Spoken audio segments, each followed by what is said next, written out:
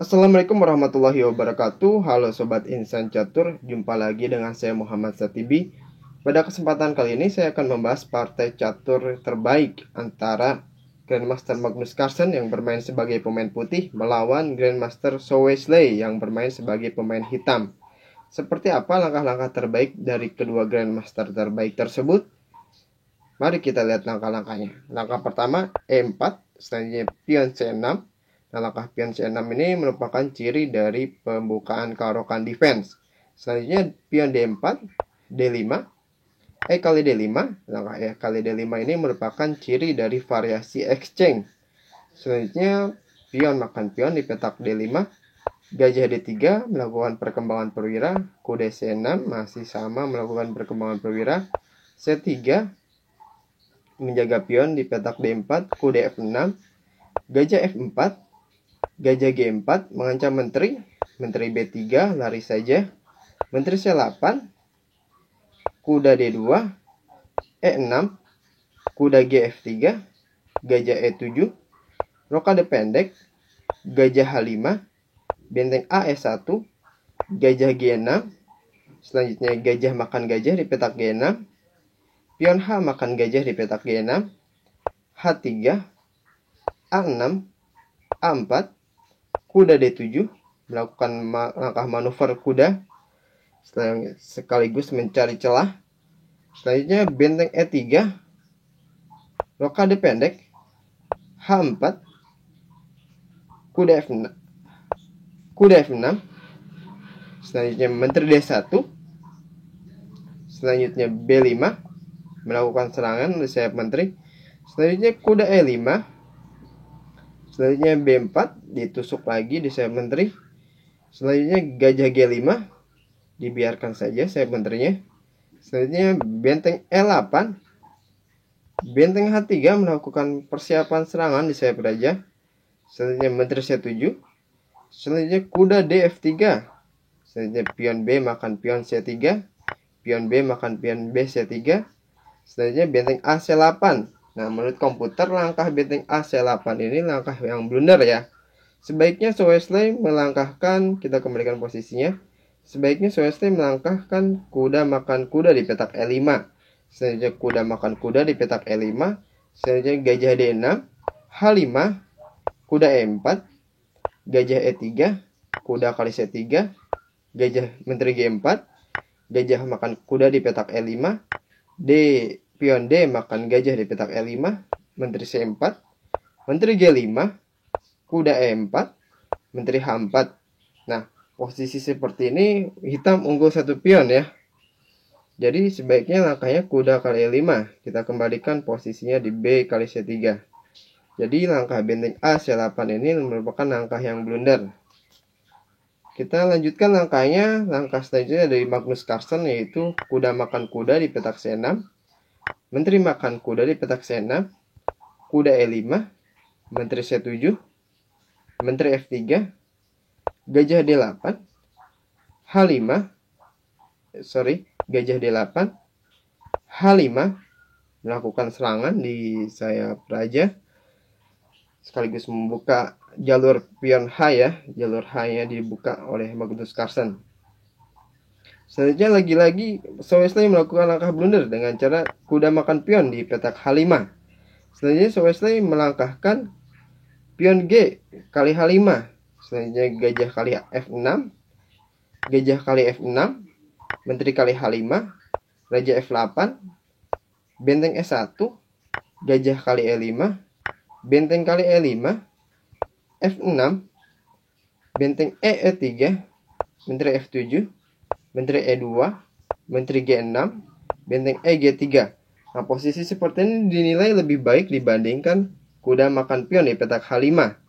Kita kembalikan posisinya di petak di langkah ke-26 yaitu H5. Yaitu Zhou Wesley melangkahkan kuda makan pion di petak H5. Selanjutnya langkah dari Magnus Carlsen yaitu gajah kali D8, benteng E kali D8, benteng E kali D8, G4 mengancam kuda F6, raja G2, G5, Menteri E3. Ini langkah yang kurang tepat dari Magnus Carlsen. Sebaiknya langkah Magnus Carlsen menurut komputer itu benteng HF1, langsung melakukan serangan di sayap raja.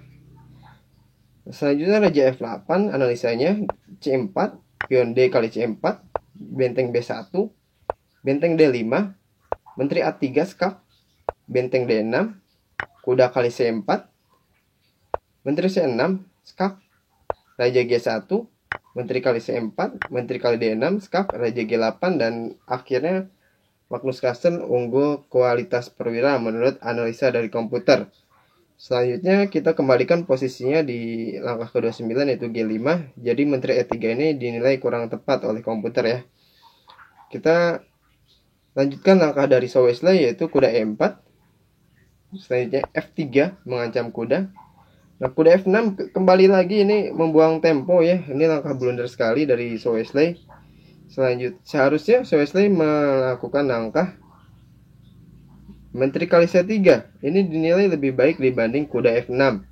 Karena analisa selanjutnya kalau menteri kali C3 yaitu pion F kali E4 dikorbankan kudanya, menteri kali E3, benteng kali E3, F6, kuda F3, D kali E4, benteng kali E4, benteng C4, benteng kali E6, benteng kali A4, benteng FS1, A5, benteng S1, E3.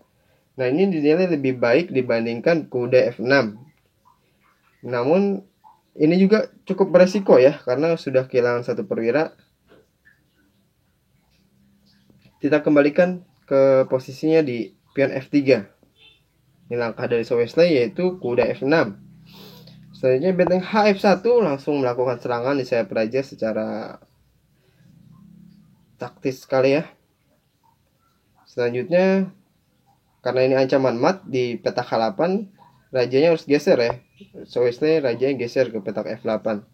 Selanjutnya menteri kali G5, menteri kali C3, benteng H8 skak, raja E7, benteng kali benteng di petak D8, benteng kali benteng di petak D8, menteri makan pion di petak G7 sekaligus mengancam pion di petak F7, menteri C2 skak, raja G3, benteng F8 menjaga pion di petak F7. Selanjutnya benteng H6 mengancam kuda di petak F6. Selanjutnya kuda E8 lari saja. Menteri G5 mengancam raja skak, ditutup saja F6. Selanjutnya menteri G6 diadu ya menterinya di petak C2. Apabila Zhou Wesley menerima peraduan menteri di petak G6 ini, maka analisanya seperti ini. Menteri kali G6, kuda kali G6, skak, raja F7, kuda kali F8, raja kali F8, benteng H7, kuda G7, benteng H8, skak, raja E7, benteng A8, kuda E8, benteng A7 skak, raja D8, benteng kali A6. Dan Zhou Wesley kalah kualitas perwira. Kehilangan kualitas perwira, kalah satu pion. Jadi ini juga sangat beresiko ya kalau diadu ya. Oleh karena itu kita kembalikan posisinya di menteri G6. Oleh karena itu Zhou Wesley tidak memilih langkah menteri kali G6. Zhou Wesley memilih langkah menteri kali A4. Selanjutnya benteng H7 mengancam raja skak, raja D8, menteri B1, menteri B5 diadu saja. Sorry. Zhou Wesley melakukan peraduan ini karena dalam tekanan ya. Ini perwira-perwira dari Magnus Carlsen seperti menteri dan benteng ini melakukan serangan secara bertubi-tubi. Oleh karena itu, untuk meminimalisir serangan tersebut, Zhou Wesley harus melakukan peraduan menteri.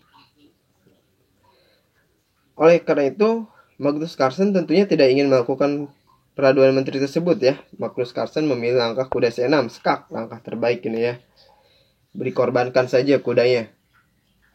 Jadi tidak ada langkah lain lagi selain menerima pengorbanan kuda dari Magnus Carlsen. Apabila pengorbanan kuda dari Magnus Carlsen tidak diterima, misalnya raja yang geser ke petak C8,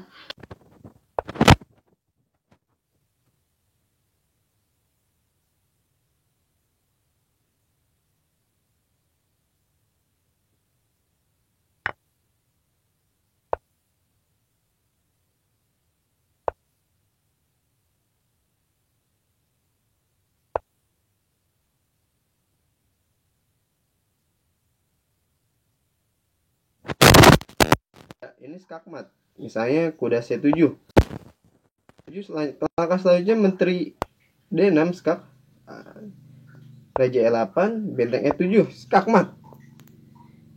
Jadi kalau ditutup pakai kuda C7 skakmat ya. Kita kembalikan posisinya. Di menteri B6 skak.